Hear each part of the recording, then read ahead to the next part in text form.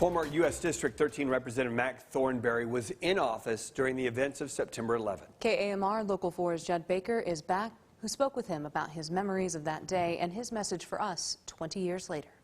It's one of those things you never forget. Like many, Tuesday, September 11th, 2001 started off as a normal day for then U.S. Representative Mac Thornberry, except his started at the Pentagon. After taking my kids to school, I had a breakfast that morning with the Secretary of Defense in the Pentagon.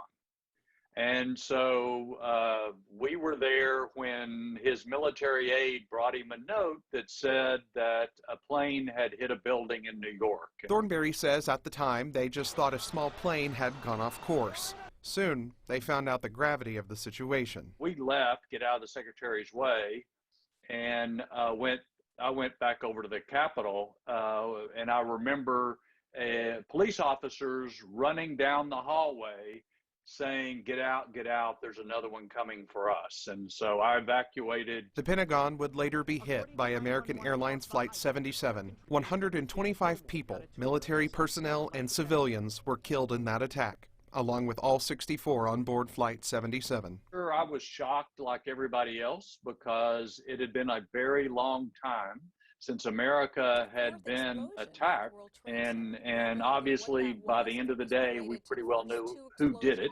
The country was at war, and Thornberry says it became a different situation for the federal government.